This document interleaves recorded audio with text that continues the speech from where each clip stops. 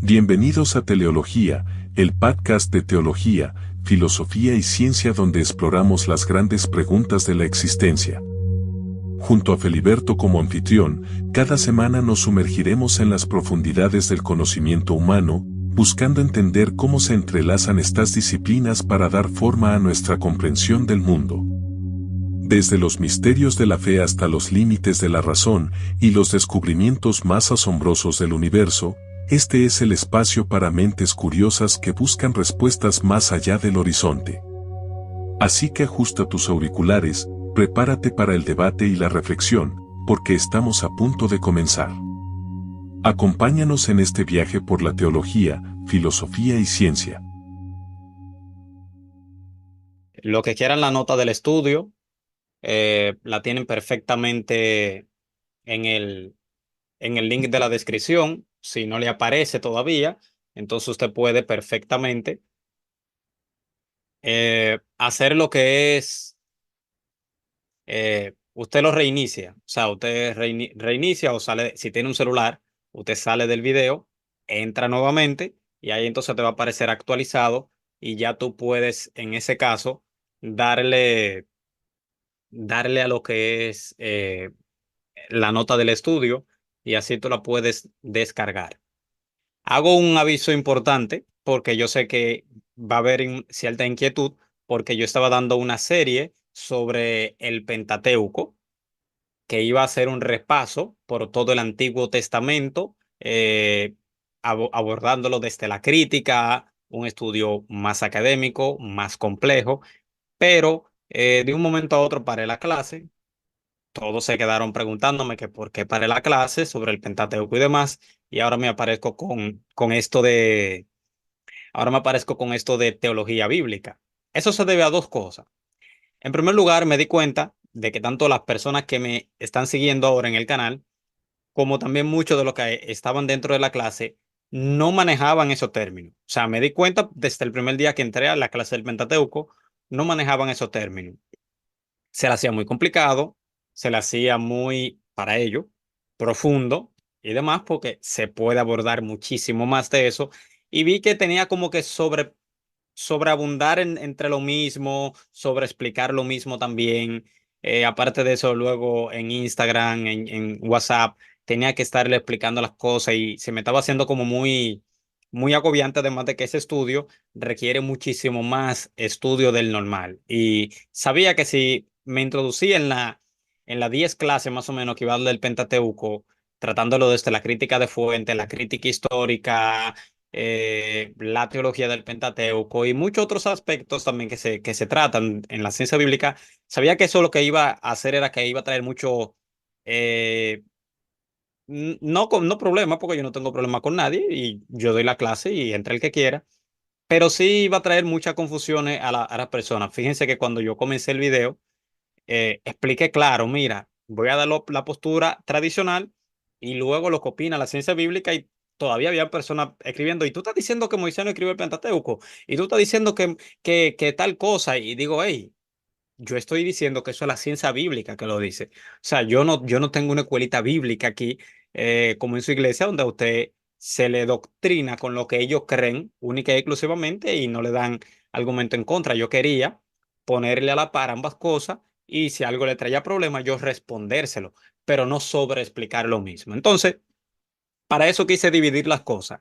Lo que vamos a hacer es que en el estudio introductorio, en estos estudios que son básicos, para ayudar a las personas que sepan de teología, que sepan de doctrina bíblica, lo que voy a hacer es que me voy a enfocar en estas clases básicas todos los miércoles y entonces voy a tener para los miembros del canal, importante eso, para los que tengan una suscripción especial del canal, que no es nada cara, es sumamente básica. Ahí entonces voy a tratar los temas más complejos, los temas más académicos, mejor elaborados de lo que yo lo hago.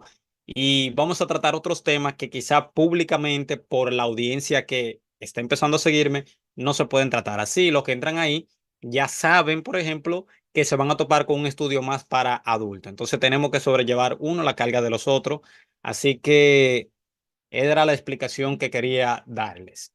Hoy vamos a tratar con lo que es la teología bíblica, un estudio bastante interesante que por lo primero que nosotros tenemos que comenzar es definiendo qué es la teología bíblica, que no es lo mismo, aclaro, que no es lo mismo que teología sistemática. O sea, es importante que usted sepa eso. Teología bíblica no es lo mismo que la teología sistemática. También este término, el uso de este término fue adoptado, o sea, el que yo voy a tratar es el especial estudio teológico que debe entenderse que el término se usa, eh, hay dos líneas, o sea, para que usted me entienda, hay dos líneas. Uno, es un método especial del estudio teológico que lo trata la ortodoxia cristiana, pero otro también se usa ampliamente para referirse a un movimiento que es básicamente antagónico a la fe evangélica. Era lo que le quería decir. Casi lo confundo con ciencia bíblica, no es lo mismo. Y tal uso negativo se considera y se descarta en este estudio que yo voy a dar. Eh, Así que antes de considerar, por ejemplo, cualquier cosa, es bueno darle un poquito de trasfondo para que usted sepa a qué me refiero con esto de teología bíblica, que hay una parte que es ortodoxa del cristianismo tradicional y hay otra que la utilizan antagonista de la fe.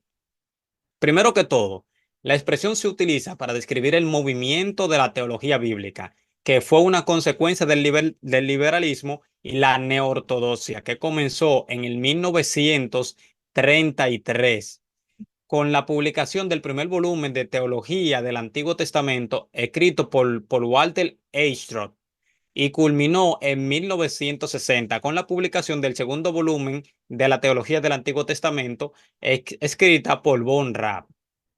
Brevard Chill sugiere que el movimiento fracasó en mayo de 1963 con la publicación del Sincero para con Dios, escrito por John A. T. Robertson. Inicialmente, el movimiento fue una reacción al liberalismo y buscó el retorno al estudio exegético de las escrituras, con un énfasis particular en el estudio de las palabras bíblicas. El monumental Diccionario Teológico del Nuevo Testamento de Kittel, de 10 volúmenes, es consecuencia de ello. No obstante, el movimiento jamás se separó de sus apuñalamientos liberales. Retuvo la metodología crítico-histórica. Por ejemplo, al estudiar los evangelios, perdón, los adeptos del movimiento de la teología bíblica aplicaron la metodología crítico-histórica para intentar descubrir entre palabras atribuidas a Cristo las cuales fueron realmente y cuáles fueron realmente pronunciadas por él. Si bien el movimiento reconocía el mensaje débil del liberalismo de los siglos XVIII y de los siglos XIX, retenía las suposiciones liberales concernientes a la Biblia. Los adeptos sostenían la postura neortodoxa de la revelación, enseñaban la evolución como la teoría de los orígenes y enfatizaban el aspecto humano de la Biblia en lugar del divino. Como resultado, el movimiento era autodestructivo. Era imposible hacer un estudio exegético serio de las escrituras y al mismo tiempo negar su autoridad. Aquí voy a hacer un aclarando. Yo se lo he dicho varias veces porque hay escuelas teológicas, por ejemplo, el Seminario de Jesús. El Seminario de Jesús es un grupo de teólogos que comenzaron a separar lo que es el Jesús histórico del Jesús de la fe y comenzaron con una filosofía materialista, querer eliminar todos los pasajes donde Jesús hacía milagros o lo interpretaban de una forma totalmente distinta, pero eso malograba directamente el pasaje en sí. ¿Por qué? Porque los pueblos de la antigüedad no tenían una cosmovisión así como nosotros. La historia que ellos escribían estaba entreligada con la teología, con el Dios en el cual ellos creían, con la religión en la cual ellos creían. Entonces ellos veían el mundo a través de esa cosmovisión y de ese Dios. Por eso es que la Biblia, usted la cree con intervenciones divinas o usted no cree en ella, lamentablemente, porque la Biblia te narra hechos históricos, pero dentro de esos hechos históricos pone como responsabilidad última y como intervención a un Dios que mediante el estudio histórico, tú no lo puedes corroborar porque está por encima de eso, ni bajo la ciencia tampoco, porque la ciencia es una herramienta de estudio. La existencia de Dios se puede inferir con razonamiento deductivo, aductivo, con razonamiento filosófico y demás, pero un estudio histórico te puede dejar como una plausibilidad que posiblemente eh, haya habido una intervención divina, como en el caso, por ejemplo, de la resurrección de Jesús y demás, que se puede rastrear su vida, su muerte y luego la proclamación de los discípulos de que él se había aparecido al tercer día. Hasta ahí te puede llegar la historia, pero la historia no te dice qué sucedió con el cuerpo, ni tampoco, por ejemplo, te puede decir que o te puede negar de que Dios haya levantado a Jesús de entre los muertos, dado el caso de que ese Dios exista, dado el caso de que Dios exista. Que en el caso de nosotros los teístas, nosotros creemos que sí. Así que eso es lo primero. El segundo término de la teología bíblica se refiere a la metodología que con orientación histórica toma el material del Antiguo y del Nuevo Testamento para llegar a una teología. Es exegética por naturaleza, extrayendo su material de la Biblia. A diferencia de la comprensión filosófica de la teología, enfatiza las circunstancias históricas en las cuales se propusieron las doctrinas. Examina la teología dentro de un periodo dado de la historia como la era noética o la era abrahámica, y de un escritor individual, como los escritos Paulino, Juanino, Marquiano y de Mateo también. Usted lo va a ir viendo. Esta serie va a tener 16 clases. Y es necesario de que usted no se la pierda para que usted vaya viendo la teología de la era edénica, la teología de los tiempos de Abraham, la teología de los tiempos de Noé, la teología de los tiempos de la ley, de la monarquía, del Nuevo Testamento, la teología de Pablo, la teología de Juan, la teología de Marco, la teología de Mateo, la teología de Pedro, porque eso le ayuda a tú ir viendo un desarrollo teológico de las escrituras y tú puedes ver ese progreso de la revelación. Es sumamente importante entender la comprensión teológica de cada etapa de la Biblia y de cada autor de la Biblia. Esto no tiene nada que ver con dispensacionalismo ni dispensaciones. Hago el aclarando, ¿eh? Sino en el desarrollo progresivo de la teología. La teología bíblica, en el sentido anteriormente definido, podría descubrirse o describirse como la rama de la ciencia teológica que trata sistemáticamente del progreso históricamente condicionado de la revelación de Dios tal y como está depositada en la Biblia. Y en esta definición hay varios elementos importantes que observar. Vamos a compartirle la pantalla para que usted lo sepa. Antes de, vamos a darle un saludito a varias personas de las que están tomando la clase, tomando el estudio, para que no se me sientan que lo estoy ignorando. Anthony ya de Venezuela me había saludado. Sí, Enrique Ochoa siempre fuerte desde Texas también me saluda. Te mando un saludo, hermano, enormemente. A todos los siempre fuertes también. Ustedes saben que los quiero mucho por el apoyo enorme que me han dado. Me siento sumamente agradecido y agradecido también del hermano Steven que me prestó su plataforma, me permitió ir allá y también de que ustedes me conocieran. O sea, no podemos, hay que darle honra a quien honra merece, ¿eh? También tengo a Ismael González. ¿Cómo descargo la guía del estudio? Bueno, la guía del estudio tú la tienes en la descripción del video. Fíjate que dice descargar nota del estudio. Tú la descargas y entonces ahí puedes obtenerlo. Tengo a Fili Javier, ese ya yo ni lo saludo porque es hermano mío de verdad, ¿verdad? Carmen González, la Biblia hay que leerla con fe y con el corazón. Amén a eso, sierva. Amaury González, bendiciones. ¿Cuáles son los días que serán? Trataré de hacerlo todos los miércoles. Hay veces que yo sé que me voy a desesperar y lo voy a hacer antes, pero también los miércoles lo voy a hacer dependiendo. Enoch Escobar Vázquez dice, Dios te bendiga, hermano. Es de México. Bueno, seguimos para no detenernos. Luego, hago un aclarando, luego de que yo termine el estudio, luego que yo termine las clases, o sea, yo lo que voy a hacer es que voy a sacar media hora para que usted me haga preguntas. Usted me puede hacer preguntas, no hay problema, se le va a responder con todo el amor del mundo. Trate, por favor, Fernando Román se conectó. Dios te bendiga, hermano, también. Trate, por favor, solamente para evitar controversia. No me pregunte por persona, ni fulano de tal opina esto, ni nada. Lo que usted quiera saber, sea sabio. Le voy a explicar esto para que sea sabio y no incurra en conflicto. Vamos a suponer que mi hermano Philly Javier, un ejemplo, cree que el Evangelio según Mateo no lo escribió Mateo. Es un ejemplo. En lugar de usted preguntarme, mira, ¿qué te opina de Philly Javier que cree que el Evangelio según Mateo no lo escribió Mateo? No.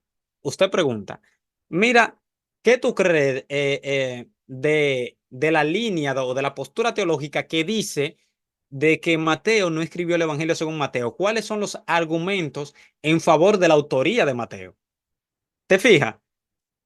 Tú estás preguntando lo mismo, pero lo estás haciendo de una mejor forma. De esa forma yo te puedo responder libremente y así entonces tú sopesas con lo que otra persona enseña, en lugar de usted introducir el nombre de alguien para causar choque, porque así si yo opino se va a entender como que yo estoy atacando a la persona. Entonces, bueno, como diferenciar eso bien, para que no haya nunca controversia. El siervo de Dios no puede ser contencioso, la Biblia lo dice.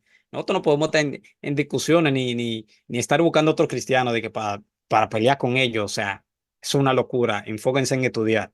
Así que sigamos. Era simplemente el desahogo que le quería dar. Bueno,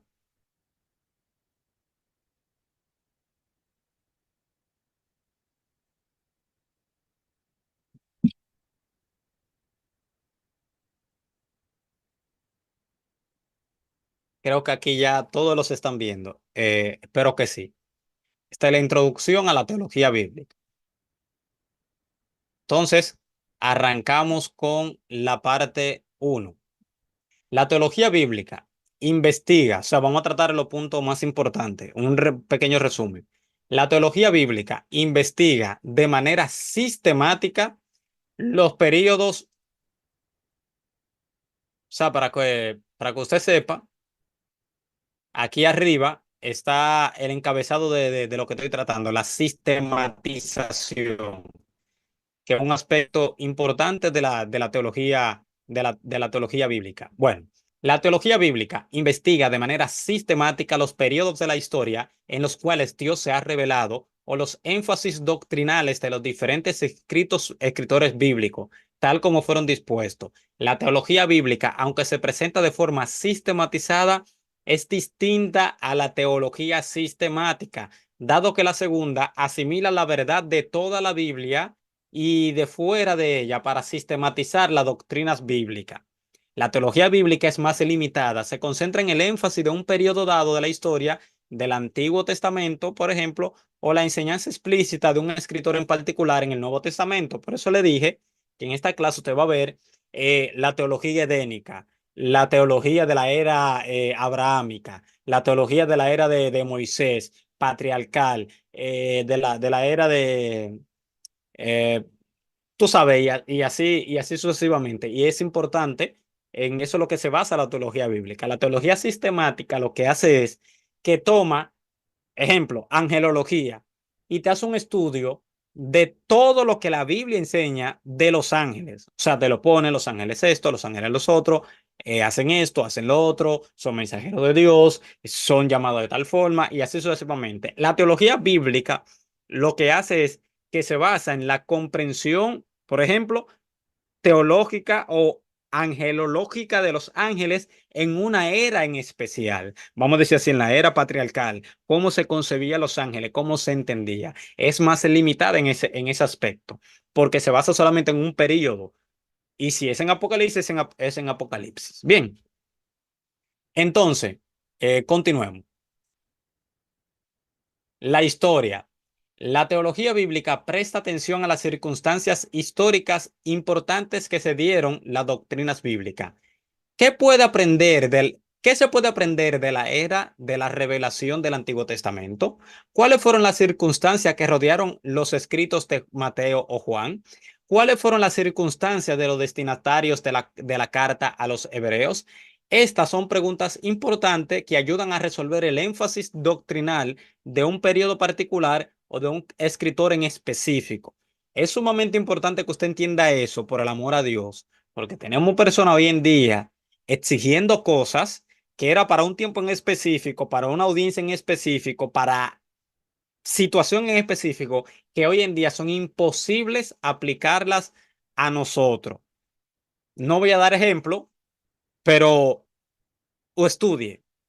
Y es importante usted saber la historia y la circunstancia en la cual se escribió el libro y a qué quería responder en el momento, que muchas veces hay cosas que no son aplicables para nosotros por el entorno cultural en el que nosotros vivimos y por sí, por el contexto histórico actual. Bien,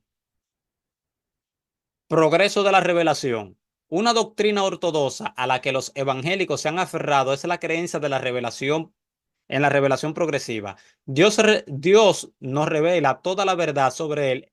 Dios no revela toda la verdad sobre él en un instante, sino que se revela poco a poco, dato tras datos, a diferentes personas a lo largo de toda la historia. Por ejemplo, tú tienes ahí que señalé aquí, Hebreos 1:1. ¿Qué dice Hebreos 1:1? Dios, habiendo hablado muchas veces y de muchas maneras en otros tiempos a los padres por medio de los profetas. Oye, dice Dios, ¿verdad? Habiendo hablado como muchas veces, de muchas maneras, en otros tiempos a los padres por medio de los profetas. En estos postreros días nos ha hablado por qué, por el Hijo, a quien constituyó heredero de todo y por quien asimismo hizo el universo. ¿Te fijas? Entonces, la revelación ha tenido sus pasos, ha ido dando pasos, ha ido progresando. Dios no reveló todo en un instante. Por eso es que yo muchas veces le digo a las personas que muchas veces se confunden. Ejemplo. Eclesiastés dice, eso yo lo uso mucho eso. Eclesiastés dice que los muertos nada saben. Entonces la gente entiende que el que se muere, el alma queda inactiva, de ahí vienen los testigos de Jehová y otros, que el alma queda inactiva, durmiendo hasta el día, hasta el día en que Cristo venga y la levante. Hay otros que dicen, no, mira, ahí dice que los muertos nada saben, es decir, no vamos ni para el cielo, ni cielo nuevo, ni tierra nueva, ni nada. Y te usan eso para refutarte eso. O te dicen, ejemplo, el Antiguo Testamento no habla de demonios. O en el Antiguo Testamento eso no era así, o ellos lo entendían de forma distinta. El Antiguo Testamento revela una sola venida del Mesías, que curiosamente es para morir, para reinar, para traer paz y castigar a los malos. Todo junto.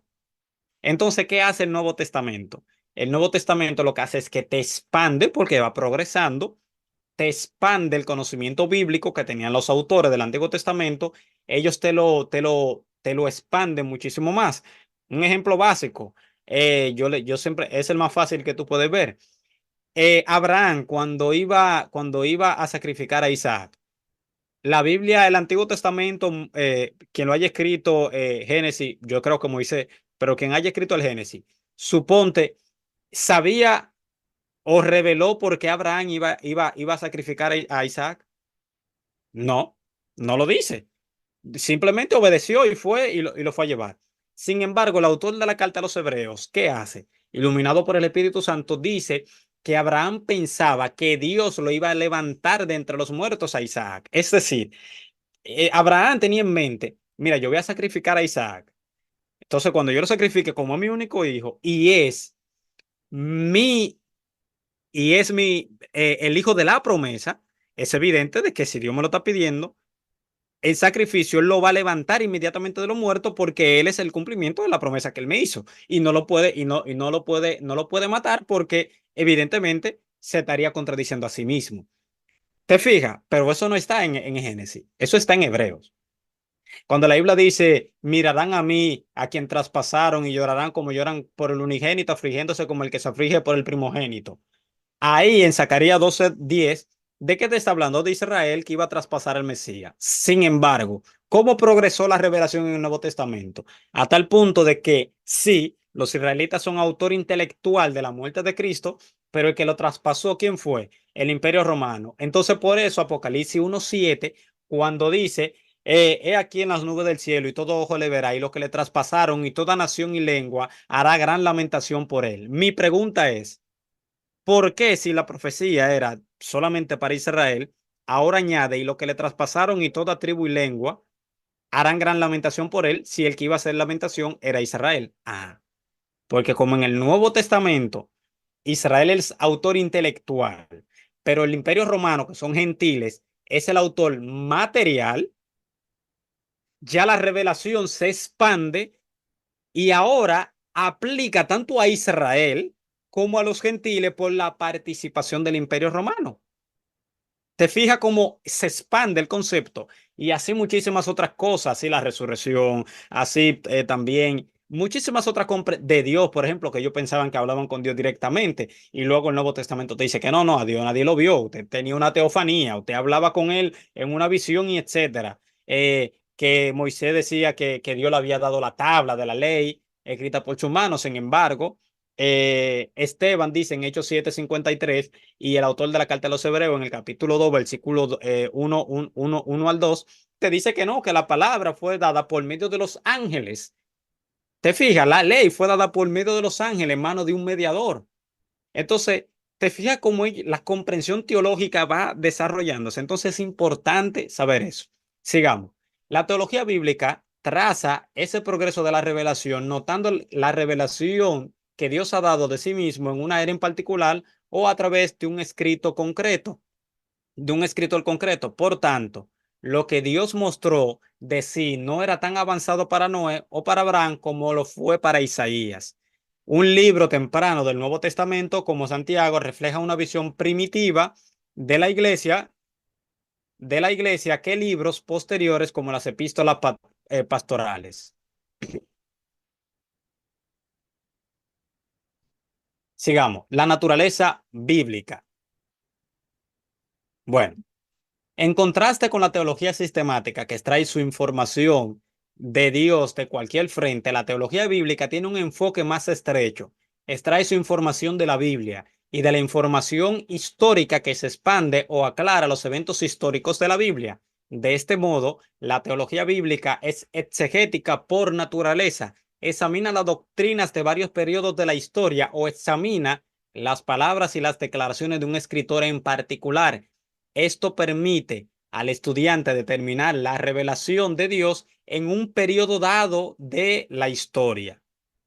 No es igual leer solamente el Antiguo Testamento que leer el Antiguo Testamento con el Nuevo Testamento, que ya toda la revelación está dada y tú tienes una mayor comprensión de lo último, del escrito como tal. ¿Por qué? Por el desarrollo ya que hubo. Como le dije, la encrucijada de toda la historia. El Mesías venía a reinar, venía a morir, venía a sacrificarse por los pecados y a destruir los malos con vara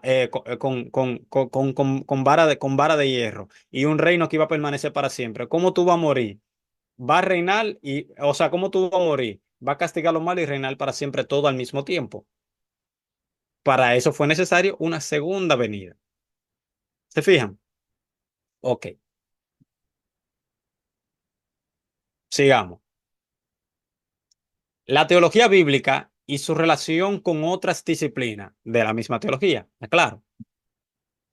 Estudio exegético. Vamos aquí. Ok. La teología bíblica tiene una relación directa con la exégesis. Explicar e interpretar es la palabra exégesis. Viene de Por si usted no lo sabía, viene de la palabra conocer en Juan 1:18, que es la palabra exegeomai, que dice que el unigénito hijo que está en el seno del Padre le ha dado a conocer. Conocer es la palabra exegeomai, que quiere decir que Cristo es el intérprete de Dios, el exégeta de Dios. Cristo hace la exégesis de Dios. Y por eso él dice que el que lo ha visto a él ha visto al Padre. ¿Por qué? Porque él lo está interpretando. Ese es el contexto del pasaje hasta el punto de que la teología bíblica es el resultado de ella. En el fundamento de la teología bíblica se halla la exégesis. Exige un análisis del texto bíblico acorde con la metodología literal, gramatical e histórica, que es la forma de interpretar la Biblia, ¿eh? Histórico, gramático, literal, lo que el autor escribió en el tiempo que se escribió, para la audiencia que se escribió, con la palabra que le escribieron. Así que se interpreta la Biblia, no hay otra forma de interpretarla, ¿eh? No caigamos en el error que cayó durante milenios la iglesia a través de Orígenes y otros padres de la iglesia que comenzaron a alegorizar las escrituras y el imperio romano y la iglesia de Roma adoptó esa postura y por eso tuvimos años y años de tradición y de alegorización de las escrituras que le mataban el significado original. Recuérdese que eso fue escrito para una audiencia en específico que tenía que entender lo que se le estaba escribiendo. No eran acertijos de que no, que esto hoy significa esto y mañana esto. No, no, no, no. Nada de eso. Ellos tenían que entender el mensaje que se le estaba dando. ¿Por qué? Porque se adecuaba a su contexto histórico. Usted, hermano y hermana, lo que extrae es el principio espiritual de eso. Por favor, deje esa loquera, de verdad, de usted estar queriendo imponer más de lo que la Biblia exige, que se deba a una mala interpretación y exégesis de la Biblia. Si usted la interpreta de esa forma, usted no va a tener error. Por ejemplo, uno, el pasaje en consideración debe estudiarse de acuerdo con el significado normal del lenguaje. ¿Cómo se entiende normalmente esta palabra o declaración? Dos, el pasaje debe estudiarse de acuerdo con las reglas de la gramática. Para una comprensión apropiada del pasaje, la exégesis demanda que se examinen los sustantivos, verbos, proposiciones y etcétera. Por eso es importante de que el cristiano no sea un neófito, un analfabeto. No, porque Dios te va a llenar su boca, tu boca de su palabra. Nada de eso. Dios te va a... eso fue una promesa que se le hicieron a los apóstoles. ¿Por qué? Porque los apóstoles debían ser el sostén de la iglesia y ellos iban a ser arrestados, ir a tribunales y tenían que declarar. Y entonces el Espíritu Santo lo llenaba de denuedo y lo llenaba de palabra y por eso una persona como Pedro, que era del vulgo, es decir, una persona que no era un maestro de la ley, tú lo veías haciendo ese desarrollo teológico y doctrinal del Antiguo Testamento a tal punto de que los mismos fariseos que eran estudiosos de la ley se sorprendieron. ¿Entiendes? No es que ellos eran brutos, lo único era que no eran personas profesionales en la ley. Entonces, hermano, estudie. No crean esa loquera de que la letra mata. Ya no estamos en eso. La iglesia hace tiempo ya tiene que pasar ese proceso de que la letra mata y demás. Estudie ciencia, estudie teología, estudie filosofía, estudie gramática, estudie biología, para que usted pueda entender muchísimas cosas y no saltar con hombre de paja, que mucha gente, a veces nosotros tenemos un cerebro lógico para cualquier cosa, menos para la Biblia. Cuando llegamos a la Biblia, como que botamos la lógica del cerebro, la botamos y estamos como leyendo a lo loco. Y se nos olvida que eso pasó en el mundo real hace 2000 años atrás y que tiene que ser algo cotidiano como nosotros. No es que en ese tiempo había, qué sé yo, algo distinto o no sé si eran superhumanos, no, eran seres humanos normal, como usted y como yo, que Dios en el proceso de su revelación para completarse la Biblia intervenía naturalmente en el mundo. Hoy en día lo hace a través de la oración, usted le hace peticiones, Dios lo hace también. He visto que Dios ha sanado personas de cáncer, literalmente lo he visto, que ha parado personas de la cama, yo no niego nada de eso. Pero es importante usted saber cómo Dios va operando a través del tiempo. Ok. Tres, el pasaje debe estudiarse en su contexto histórico. ¿Cuáles fueron las circunstancias políticas, sociales y particularmente históricas que lo rodearon? La teología bíblica no termina con la exégesis, pero debe empezar ahí. El teólogo ha de ser hermenéuticamente exacto al analizar el texto para entender apropiadamente lo que escribieron Mateo, Pablo o Juan. Bien, no es igual el contexto histórico de Gálatas que el contexto histórico de Corinto, porque a la Corinta se le pedía un velo y a la Gálata no, y ni a la de Filipo. ¿Usted entendía que era que toditas se ponían velo y la única rebelde era la de Corinto? ¿O por qué en Corinto se pedía velo? Es importante saber eso. No me voy a meter en ese tema, lo voy a obviar, pero en otra ocasión quizá lo trate para que usted entienda eso y que eso no tiene nada que ver con el día de hoy. Nada. Nada. Pero bueno, todo el que lo quiera usar y los pastores que lo enseñan, amén. Palabra de Dios. Y si está en la Biblia y usted lo quiere obedecer, aunque no sea para usted, para el día de hoy, y aunque sea un contexto totalmente distinto, hágalo. Se le respeta y se le ora y manténgase en obediencia. Obedece más así. Sigamos. Estudios introductorios. Aunque la teología bíblica no tiene entre sus propósitos proporcionar una explicación detallada de los asuntos introductorios, es esencial considerarlo un poco, puesto que a veces las solicitudes interpretativas están directamente relacionadas con ello. La introducción determina el asunto como la autoría, la fecha, destinatarios, ocasión, propósito del escrito. Por ejemplo, la datación de los hebreos es significativa porque lo relaciona con el grado del sufrimiento de su audiencia. La persecución se hizo intensa después del incendio de Roma del año 64 después de Cristo. Aún más, aún más crítico en Hebreos es el asunto de los destinatarios. Si se entiende que la audiencia es de no creyentes, el libro será estudiado de una forma. Si se entiende que la audiencia es de hebreos cristianos, el libro se comprenderá de un modo diferente.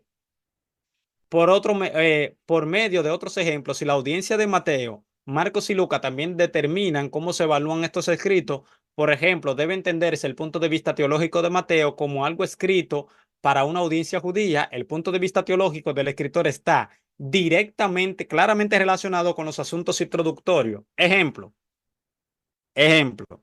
Voy a meter un tema que a usted casi no le gusta y son radical con eso, pero es necesario para que usted entienda. En Mateo, ¿por qué cuando habla de carta de repudio, dice que el hombre puede darle a la mujer carta de repudio? Y Marcos dice que tanto la mujer como el hombre pueden darse carta de repudio. Entonces, usted ha leído eso y ha visto por qué hay esa diferencia. Se le explico. Se debe a que las mujeres judías no escribían en aquel tiempo. O sea, habían que sí sabían, evidentemente, pero mayoritariamente las mujeres no escribían y además de eso, para que usted lo sepa, además de eso no tenían el derecho de divorciarse de los maridos. Era el hombre que despedía a la mujer dentro del pueblo judío. Sin embargo, la legislación romana permitía de que una mujer pudiera divorciarse del marido. Entonces, como Mateo habla con una audiencia judía, Mateo lo utiliza, lo adecua a su audiencia judía mediante la revelación del Espíritu y la guianza del Espíritu.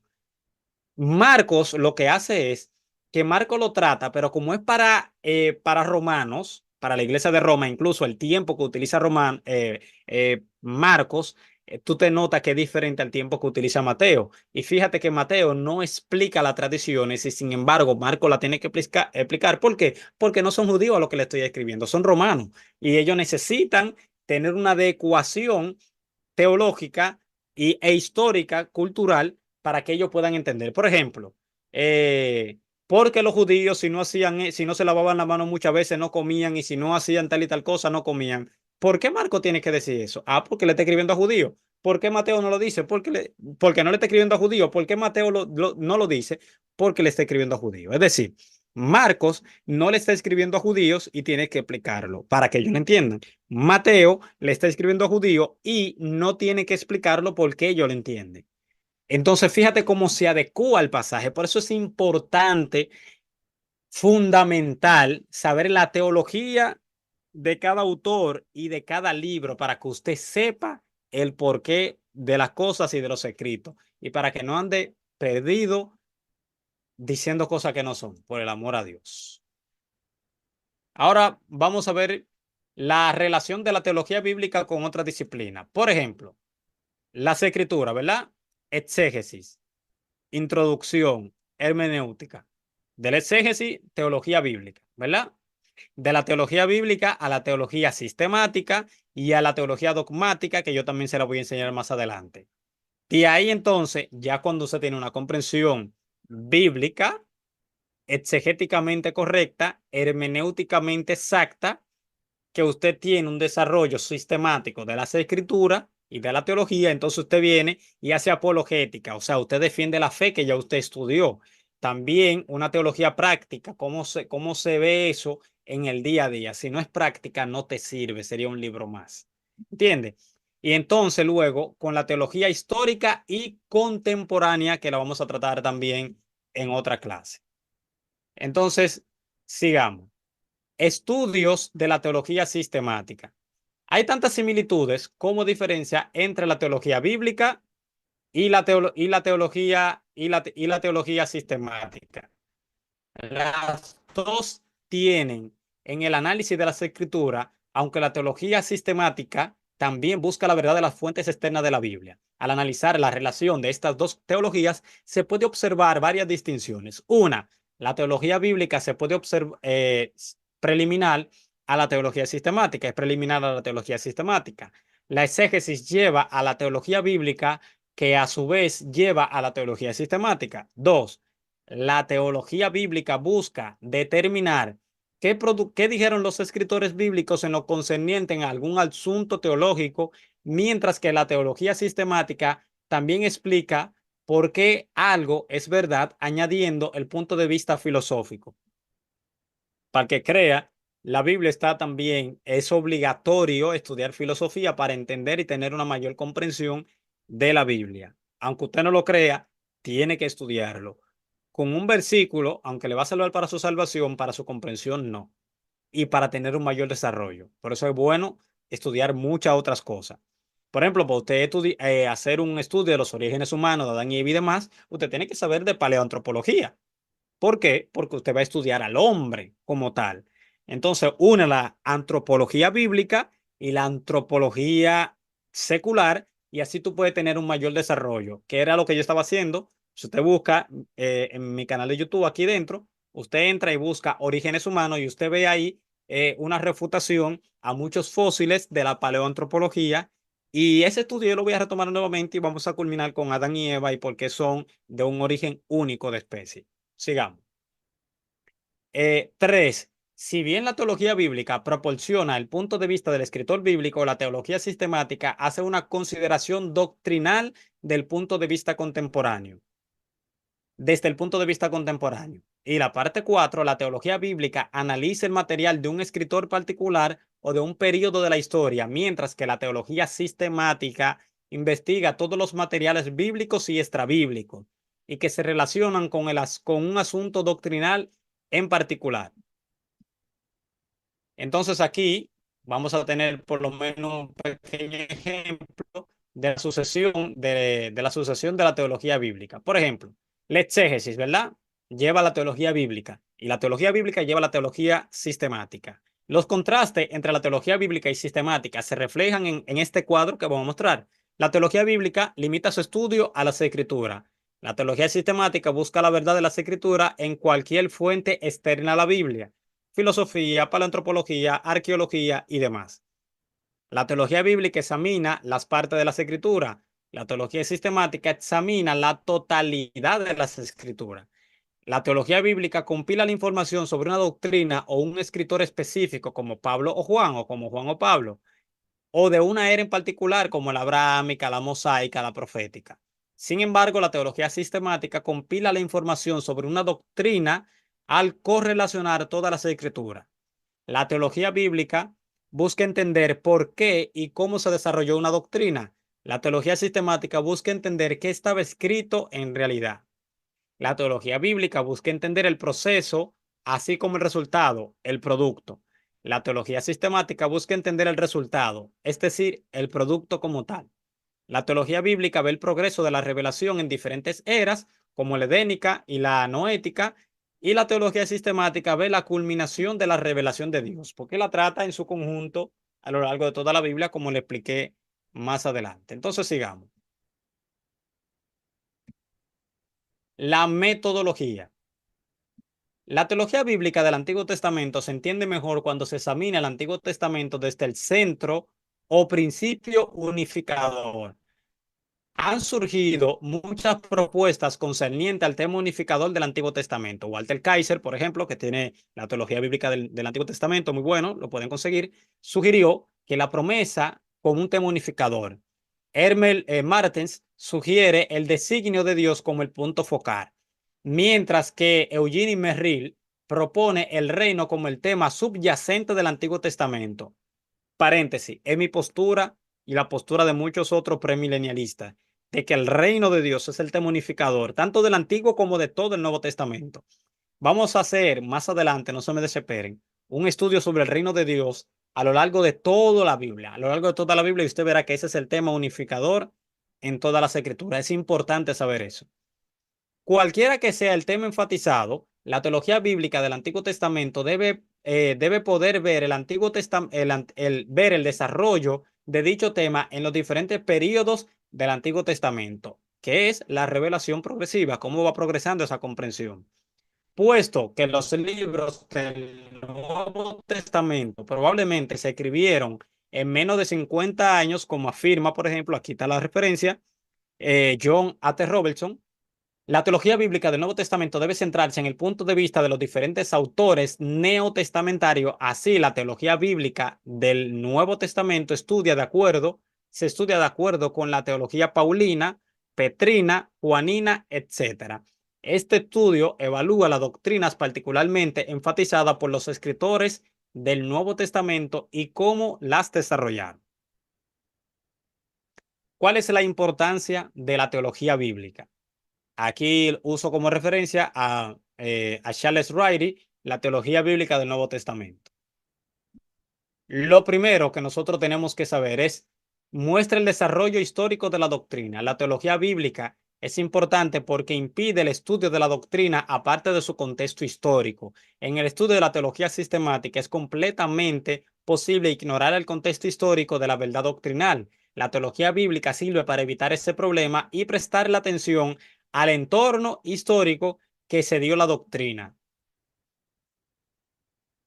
También, por ejemplo, muestra el elemento humano en la inspiración. Aunque es cierto que la Biblia es verbalmente inspirada e inerrable, para el que no lo sepa, búsquese bibliología en mi podcast, que es este mismo, se llama Teológico Seminario, está en el área de podcast del canal de YouTube, o búsquese la lista de reproducción de bibliología, y usted le da y busca la inspiración de las escrituras, que es la clase, creo que di 11, y luego la inerrancia de las escrituras, que es la clase 12. Y ahí usted puede tener una mayor comprensión de eso, una mayor comprensión de eso. También lo que también lo es que los escritores de la Biblia escribían cada uno de acuerdo a su estilo distintivo. La teología bíblica enfatiza el factor humano al escribir la Biblia, pero sin excluir la inspiración. De este modo, la teología bíblica está determinada a descubrir qué enseñaron Juan o Pablo o qué enfatizó durante cierto periodo de la historia veterotestamentaria.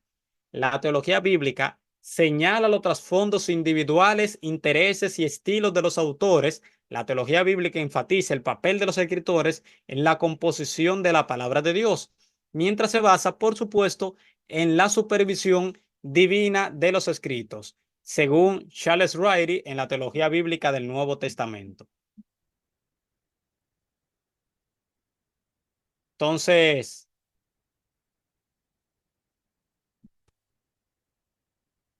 hasta aquí es el estudio. Entonces, en conclusión, ¿qué es la teología bíblica?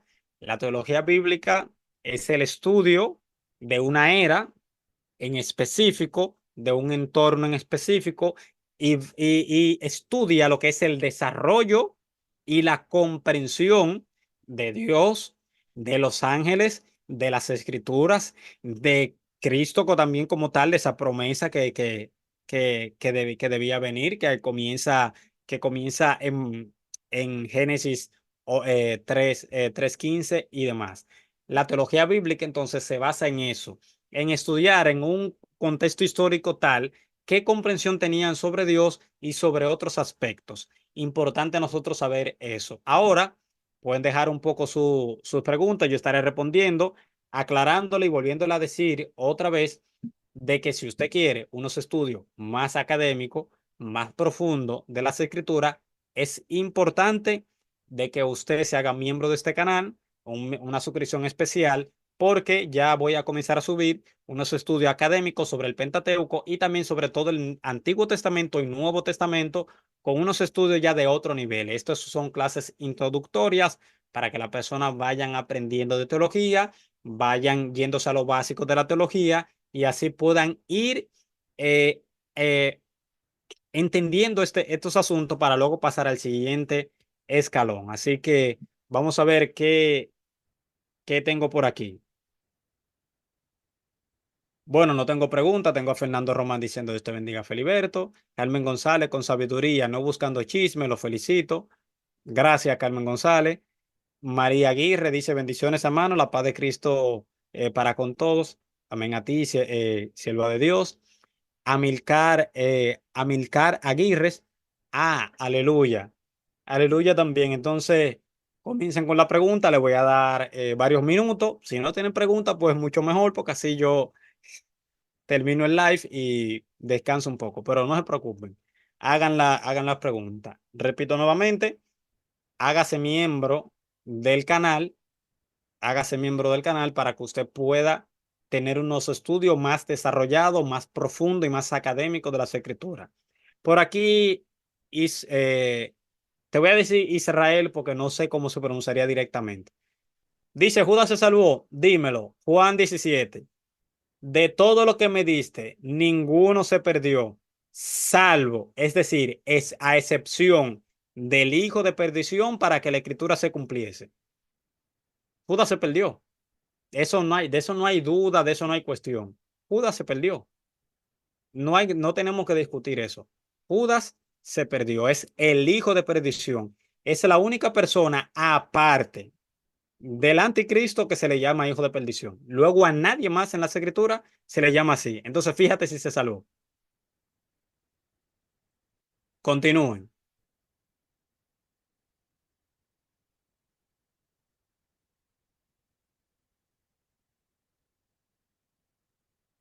Me sonaba tu nombre. O sea, cuando tú lo lees, tú más o menos ves que es una forma como hebraizada de tu nombre al español.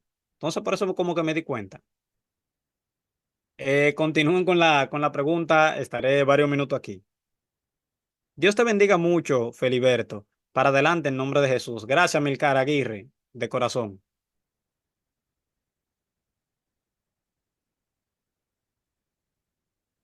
No sé, es un poquito más lento porque yo estoy mirando directamente con el celular y no con no con la computadora porque se está transmitiendo por Zoom.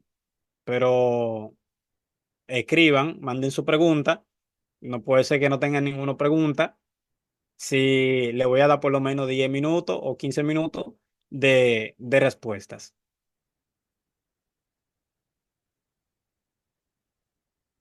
Por cierto, hay 11 personas en el live. Es justo de que le den un me gusta si a usted le interesa, si usted quiere. Yo realmente no digo eso. Soy como muy vergonzoso. Yo simplemente doy estudio, pero yo soy muy vergonzoso para ser youtuber porque no me gusta decirle a la gente que dé like ni nada de eso. Pero lo que puedan sí. La Biblia tiene errores. ¿Cuál sería la Biblia perfecta? Mira, yo te recomiendo a Mauri González de que tú estudies, de que tú busques en mi canal de YouTube eh, crítica textual al Antiguo Testamento y crítica textual al Nuevo Testamento, que es la clase 8 y 9 de bibliología. Cuando tú veas esos estudios, tú vas a saber de las variantes textuales que hay. No hay Biblia perfecta. ¿Por qué? Porque todos los manuscritos que tenemos hoy en día ninguno son el original y lo que se hace es una reconstrucción a través del estudio comparativo de todos los manuscritos y ve cuántos manuscritos respaldan tal o cual palabra en el Nuevo Testamento o en el Antiguo Testamento. Por ejemplo, en el caso de Isaías, Isaías 53, 13, creo que es, que dice, por la aflicción de su alma, ¿verdad? Por el fruto de la aflicción de su alma, quedará satisfecho. Sin embargo, hoy en día, la Septuaginta tenía la palabra luz, decía, por la aflicción de su alma verá luz y quedará satisfecho. El texto hebreo no la tenía esa palabra, entonces había una disputa de si esa palabra fue añadida en la Septuaginta o si fue añadida o si fue quitada en el texto masorético que nosotros tenemos. Luego los manuscritos del Mar Muerto arrojan luz sobre eso y sí, efectivamente la palabra luz en Isaías 53 11 o 13, discúlpame que no me sé bien, añade la palabra luz y le da mayor comprensión al texto. Entonces todas las eh, traducciones que se basaban en el texto masorético única y exclusivamente, tenían ese faltante de palabra. La Reina Valera, por ejemplo, es extraída del texto masorético y en el Nuevo Testamento es extraída del texto Receptus. El texto Receptus también tiene algunos añadidos posteriores de copistas y demás. Si tú quieres saber de eso, introdúcete en lo que es crítica textual del Antiguo Testamento y del Nuevo Testamento, y ahí tú vas a saber y cuáles son las soluciones a eso que hoy en día se sabe. ¿Cuántos años considera que llevamos en total desde Adán y Eva? No, no sé, no sé. Paleoantropológicamente, el ser humano como tal, el Homo erectus, que se le dice así paleoantropológicamente, pero que Homo erectus lo único que quiere decir es hombre erguido, es una palabra latina. Homo, una palabra latina de hombre. O sea, no vaya a pensar que es un medio mono ni nada por el estilo, ni un medio primate. Se lo digo así para que más o menos puedan entender lo más básico. Entonces, la paleoantropología, que es lo que data de los estudios del ser humano y cómo aparece en el registro fósil, dice de que nosotros estamos hace 1.800.000 años. El Homo erectus, que fue el primer hombre que caminó sobre la Tierra.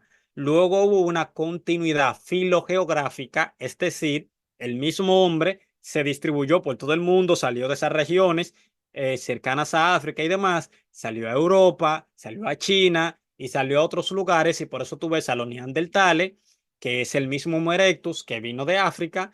Tú tienes al Homo heidelbergensis, que es, que es del lugar de Heidelberg, de Europa.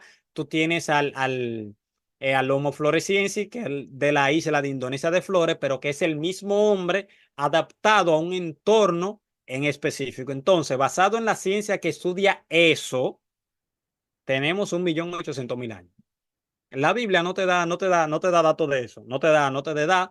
La genealogía no sirven para eso. La genealogía eran columnas, 5 columnas, 10 columnas, perdón, que hay en Génesis para poder desde ahí desarrollar una historia. Es decir, los descendientes de Adán, ¿verdad? Te pone la primera libro de la genealogía de Adán. Te desarrolla entonces varios capítulos, esos descendientes, luego viene con la genealogía de Noé, te desarrolla un poquito la vida de esos descendientes, luego viene con la de Abraham, te desarrolla esos descendientes y así sucesivamente se va manteniendo. Son columnas que están estratégicamente puestas. Eso se llama la Toledot, las generaciones. Así es que está puesto Génesis. Génesis no está puesto para que usted, contando genealogía de personajes que se omiten a propósito porque no era el interés y se escogen solamente los principales, por ejemplo, porque no hay ni una genealogía, ni una mujer en la genealogía. Quiere decir que la eran hombres que nacían y tenían, y eran hombres con hombres que, que se engendraban. No, que tú me dices a mí que entonces, no, era porque los hombres eran mayores. No. Pues nunca nació una mujer primero que un varón. Entonces, ¿por qué se omite? ¿Por qué se omite? Porque no era la intención. Y además, a través del hombre que se heredaba la tierra. Y evidentemente ponen genealogía de hombre porque tú necesitas extraer tu árbol genealógico y tenerlo para reclamación de tierra y de otros aspectos. ¿Cómo puedo saber qué versículos no están en los manuscritos originales de la Biblia? Hay un listado o libro para leer, crítica textual del Antiguo y del Nuevo Testamento. Este canal de YouTube. Usted va, por ejemplo, a bibliología o a la parte donde dice podcast y entra donde dice seminario teológico y usted busca eso y ahí le doy una lista. Si usted quiere saber más, usted se busca entonces libros al texto griego que analicen el texto griego del Nuevo Testamento y que analicen el texto hebreo del Antiguo Testamento, y entonces a través de esos libros y de esos manuales usted sabe cuáles son las variantes textuales que hay y por qué se añade una palabra u otra, que es para darle más comprensión, no es para añadir una doctrina como tal. Dice aquí Israel, ¿cómo interpretar Génesis 6:3? Entonces el Señor dijo, no contenderá mi espíritu para siempre con el hombre, porque ciertamente eres carne, mas serán sus días 120 años. Cuando el hombre comenzó a pervertirse en la tierra y a hacer cosas abominables delante de Dios, Dios lo que hace es que le da una brecha de tiempo y le da un lapso de 120 años en esa condición de vida, y entonces luego de ahí Dios inunda el mundo de los impíos, como dice Pedro en la segunda carta, dice que pereció el mundo de los impíos, es decir, Dios inunda el mundo donde habitan los hombres impíos que están haciendo eso, y a partir de ahí entonces comienza una nueva generación. No quiere decir de que el hombre nada más iba a durar exactamente 120 años, porque luego más adelante varios personajes de la Biblia duran más de 120 años. Entonces, eso no era como una limitante. Aunque luego ya con el tiempo y la descomposición que nosotros tenemos celularmente, ya no nos permite tener tanta edad como en aquel tiempo. Dice Fernando Roman. Feliberto, ¿sabes algo que había otra fuente aparte de Marcos? Según leí, están en los tres evangelios que tiene ese problema sinóptico. Te recomiendo en mi canal de YouTube qué es la fuente Q de los evangelios. Y para que sepa, eso es algo hipotético. Eso no se ha demostrado, ¿eh? Eso es algo hipotético que se infiere a través de algunos parentesco y disimilitudes también que tienen ciertos evangelios con algunas palabras de un evento en específico. Nunca se ha demostrado, ¿eh? Eso es algo hipotético, pero que tiene fuerza. Búscate en el canal de YouTube, en la clase en bibliología, que es la fuente Q de los evangelios, que ahí yo te doy un ejemplo, un video cortico sobre eso. Dejen otra pregunta y me voy.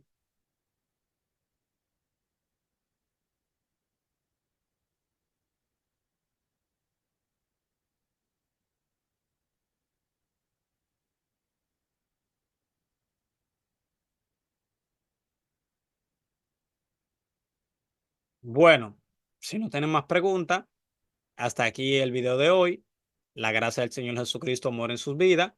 Manténganse atentos que estaré siguiendo con las clases, siguiendo con los estudios para que usted se vaya nutriendo sobre la teología bíblica y vamos a ir viendo la comprensión teológica que van teniendo, se iba desarrollando a lo largo de todas las escrituras. Aclaro nuevamente, si quieres tener una clase más académica, más profundas de las escrituras, con mayor preparación, hágase una suscripción especial en el canal para que usted entonces pueda ser parte de eso y tienes video exclusivo que solamente lo va a ver usted y las personas que estén suscritas de esa forma. Los que no estén suscritos de esa forma, lamentablemente no van a tener esa clase porque eso son clases más especiales que no son para todo el mundo, son para personas que sí quieran pasar al siguiente nivel y el siguiente escalón. Así pues, podemos diferenciar de lo que todavía necesitan leche y de lo que necesitan el alimento sólido.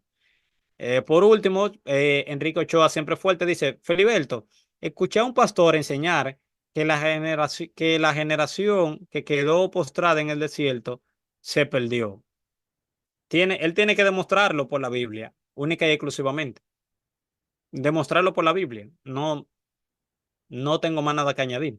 Israel dice, hay un hombre que dice que son 120 años jubileos, que a eso se refería a Dios en saber todas las cosas, que le daría igual. Eso de los 6.000 años, váyase a mi canal de YouTube y busque Génesis 1, la luz de la ciencia. Búsquese eso en el canal de YouTube aquí en la lista de reproducción.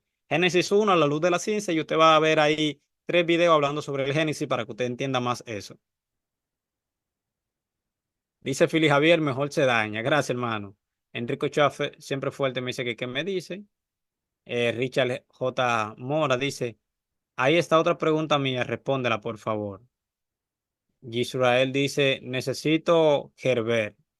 Bueno, hasta aquí el video de hoy. Queden con Dios y la gracia del Señor Jesucristo muere en la vida de